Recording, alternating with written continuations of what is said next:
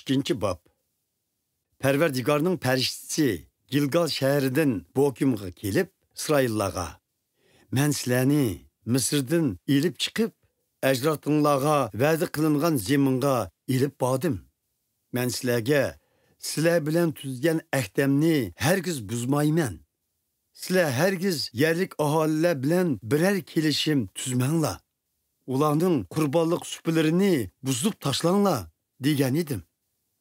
Biroq sizlar mening deganimga bo'ysunmadinglar. Bu nima qilganinglar? Men sizlarga aytib qo'yayki, sizlar bu zaminga ishkirlab kirganinglarda men endi u yerning xalqini qo'g'lab chiqamayman. Ular sizlarning beqininglarga sanjiladigan tikan bo'ladi. Shundaqla ularning ilohlari sizlarni ozdirib qiltoqqa tushirdi, dedi. Parvardigorning farishtasi bu so'zlarni qilib bo'lganda, İsraillar ün selib yig'ilishib ketdi. Shunga ular bu yani Bokim deb otidi va bu yerda Parvardigorga qurbonlik qildi. Yoshua İsraillarni tarqitib etgandan keyin İsraillar o'zlariga taqsim qilingan zaminlarga igdorchilik qilish uchun yo'lga chiqdi. Yoshua hayot vaqtida İsraillar Parvardigorga ibodat qiladi. U vafot bo'lgandan keyinmi Parvardigorning İsraillarga qilib bergan barliq ulug'vor ishlarini o'z ko'zi bilan ko'rgan oqsoqollar bir umr İsraillar bilan birga Parvardigorga ibodat qildi. Parvardigorning xizmatkori Nunning o'g'li Yoshua 110 yoshida olamdan o'tdi. Yoshua o'ziga taqsim qilingan zaminga, ya'ni Gavash tog'ining shimolidagi Efraim tog'liq rayonining Timnat Xaras shahriga dafn qilindi. Shu davrlarda olamdan o'tganlarning avlodlari Parvardigorni va uning İsraillarga qilib bergan barliq ishlarini unutib ketdi.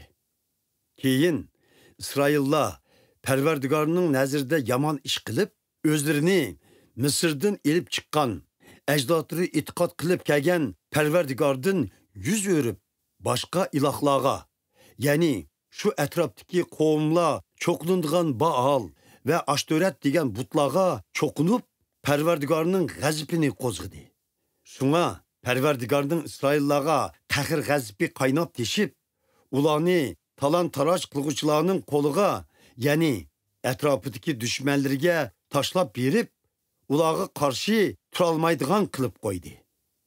Ular har qitim jangga chiqqanda Parvardigor o'z qasimida aytganidek ularni ziyonga uchratib, intayin zo'r baloyu ofatlarga duchor qildi. Parvardigor İsraillarni talon-taroj qilguvchilarning qo'lidan qutuldirish uchun ularga sardorlarni tayinlab berdi. Lekin İsraillar bu sardorlarga itoat qilmay, Parvardigorga osiylik qilib boshqa ilohlarga xuddi poyishlardek sitildi va ularga sajda qilishdi. Ular Parvardigorning buyruqlariga amal qilib kelgan ota bobolarining yo'lini tutmay, tezdilla bu yo'ldan yuz o'rdi. Parvardigor har qitim o'zi tayinlagan sardorlar bilan birga bo'lib, ular hayot chog'larda xalqni dushmanlardan qutqizatdi. Parvardigor İsraillarning azob chekib, xo'rliq ichida qilgan noli faryodlarini anglab, ularga rahim qiladi. Biroq sardorlarning ko'zi yumilishi bilanla ular o'z sanimiga dasab, chirik yo'lga minib, ota bo'g'lardan bakrak razilishib ketadi. Yot ilohlarga cho'qinib, ularga sajda qilib, razillik va johillikdan voz kechmaydi. Shunga Parvardigor İsraillarga, ya'ni g'azablanib, mundoq dedi: "Bu xalq ajdodlarining rioya qilishiga buyurgan ahdamni buzib, menga itoat qilmadi. Men ularning mening yo'limda o'z ajdodlaridek mangdigan, mangmaydiganligini sinab beqish uchun Yoshua olamdan o'tgan vaqtda bu yerda qolib qolgan qavmlarni qo'g'lab chiqamayman."